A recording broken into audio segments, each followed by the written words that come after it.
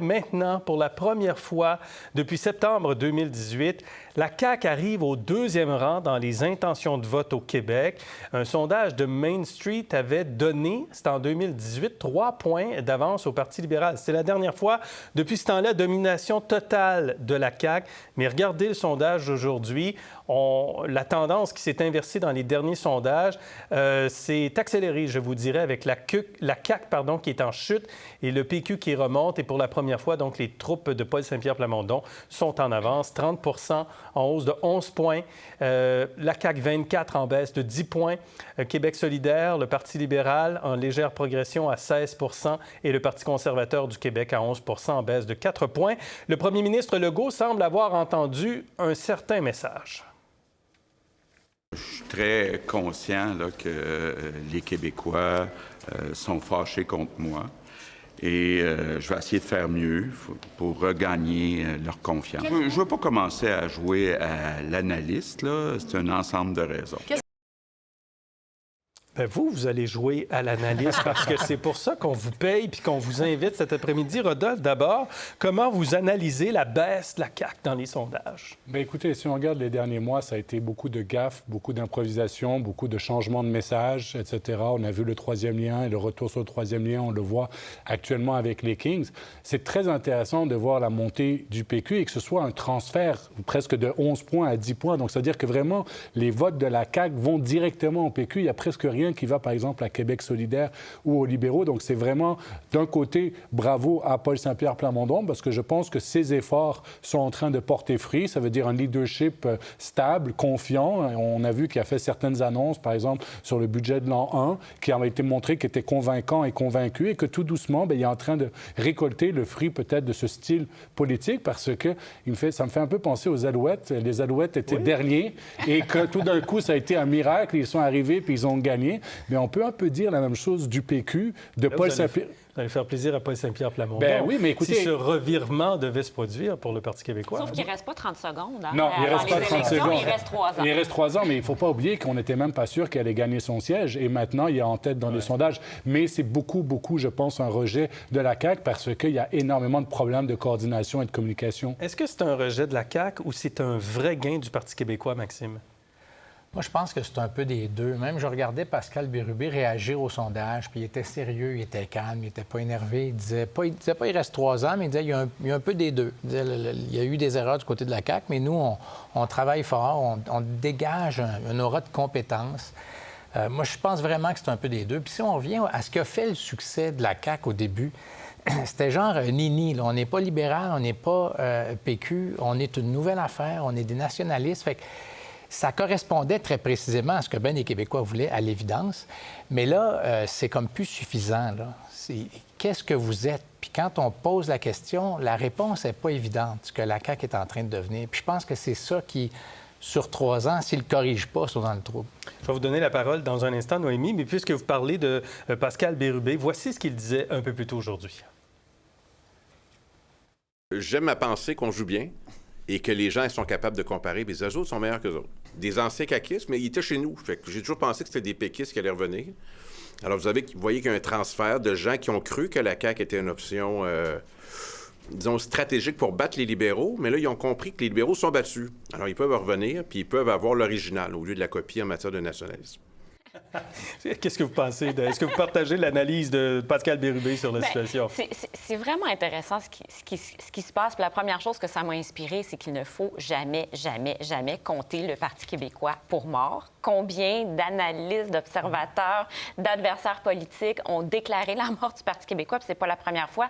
Donc, quand Paul Saint-Pierre Plamondon a obtenu un score de 98,5 % d'appui à son congrès en mars, alors qu'il y avait à l'époque 3 députés, d'aucuns auraient pu penser que c'était un score énorme, étant donné une performance quand même modeste aux élections. Mais là, ça fait mentir, cette affirmation-là.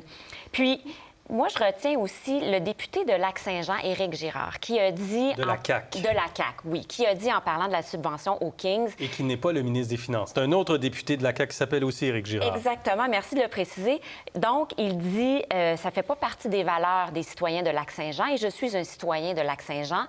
Donc, indirectement, ça fait pas partie de ses valeurs à lui non plus, mais c'est le mot « valeur », en fait, qui est intéressant, parce que c'est vrai que quand on regarde les décisions de la CAQ au cours de cette dernière année, on peut s'interroger sur ce qui les guide. C'est un gouvernement qui semble avoir perdu le Nord, ou alors... c'est quoi les valeurs qui est à la base de ce parti-là? Un parti qui nous dit on a une marge, on n'a pas de marge de manœuvre financière, puis quelques semaines plus tard, qui offre une subvention à une équipe de hockey milliardaire. Un parti qui nous dit on n'a pas de marge de manœuvre pour le travailleur du secteur public, alors qu'il vient de s'accorder 30 d'augmentation à ses députés. Ce sont les choix récents, vous pensez, de la CAQ qui fait en sorte, face aussi, je dirais, sur le plan économique, à la hausse du coût de la vie, à des attentes de la part de la population, c'est une série de choix où c'est beaucoup les Kings récemment? Moi, je dirais que c'est une série de choix. Il y a comme une espèce de... Une de leurs forces, là, c'était ce qu'on appelait le pragmatisme, là, une espèce de connexion avec le réel, là. Bien, les Kings, là, c'est comme l'opposé de ça. La réaction après Jean Talon sur l'espèce de cafouillage de tramway, c'est l'opposé de ça. On le voit avec le sondage sur la grève. L'immense majorité des citoyens, c'est 71 ou 72 des gens, appuient les syndiqués. Bien, le gouvernement n'est pas du bon bord du tout. Ils sont à quoi? 14-15, des gens qui appuient le gouvernement. Fait que cette connexion-là avec les citoyens puis avec la réalité là, qui est vécue par les gens, on semble qu'ils ont comme perdu cette touche magique-là. Et ça redonne un peu de la vigueur au chef de l'opposition officielle, Marc Tanguay, du Parti libéral du Québec, qu'on a réaperçu cette semaine, puis qui a dit, qui a envoyé un message sur Twitter pour dire que le premier ministre doit arrêter de parier avec l'argent des Québécois, avec un petit montage d'un panneau publicitaire où on voit les 7 millions qui sont octroyés dans le dossier des Kings. Rodolphe. Bien, la réalité, en fait, c'est que Paul Saint-Pierre Plamondon a réussi à s'imposer comme le véritable chef de l'opposition parce que les libéraux sont en difficulté et Gabriel Nadeau-Dubois n'a pas réussi à être cette alternative. Donc, je pense que le mécontentement que les gens ont envers la CAQ voit plus Paul Saint-Pierre Plamondon en termes de véritable chef de l'opposition, parce que si on regarde... Paul Saint-Pierre Plamondon a quand même aussi réussi à faire jouer François Legault dans son carré de sable concernant le serment au roi, concernant le nationalisme versus l'indépendance, etc., de le remettre en question. Et c'est vrai que la CAQ, il ne faut pas l'oublier, la CAQ, c'est François Legault. C'est une coalition. Donc, le ciment, c'est François Legault. Il faudrait vraiment qu'il y ait un risque pour la CAQ parce qu'on sait que c'est un courant de plusieurs pensées, mais ce ciment-là, c'est François Legault. Si les gens commencent à avoir de l'insatisfaction envers François Legault, bien, c'est difficile. Okay. Mais là, François Legault a annoncé il y a quelques semaines qu'il allait se représenter aux prochaines élections.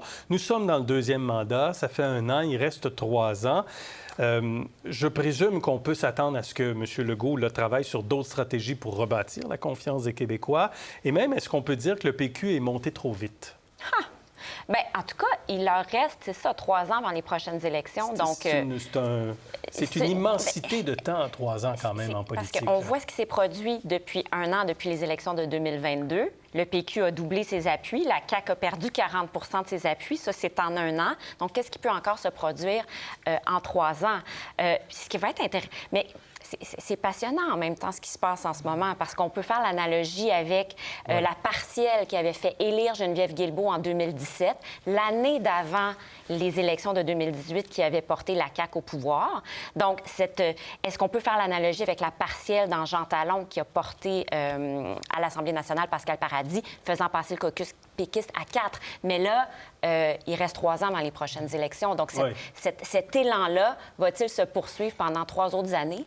Maxime? C'est sûr qu'il reste beaucoup de temps, mais moi, je me concentrais sur 2024. D'abord, moi, je partage l'excitation parce que la concurrence politique, c'est bien intéressant. Ça fait que les gens doivent se réinventer, ils doivent mettre des choses sur la table. Jean-Marc Léger, aujourd'hui, disait qu'il avait participé à une conférence où il parlait des 5 tendances qui vont influencer 2024. Oui. La première, c'est anxiété financière. Oui. Les Kings, là, ça aide pas. Colère citoyenne. Écoutez les gens, les grévistes, ce qui se passe, là. Valorisation du local. Moi, je dirais municipalité là-dedans. Ou transport en commun. En tout cas, ce qui se passe au ras des pâquerettes. Les deux autres, c'est intelligence artificielle puis volonté de changement. Ça fait qu'en 2024, je pense que c'est vraiment important que le gouvernement se ressente parce que des fois, on fait des erreurs qui nous suivent jusqu'à la fin du mandat. Et donc, le gouvernement va-t-il reculer?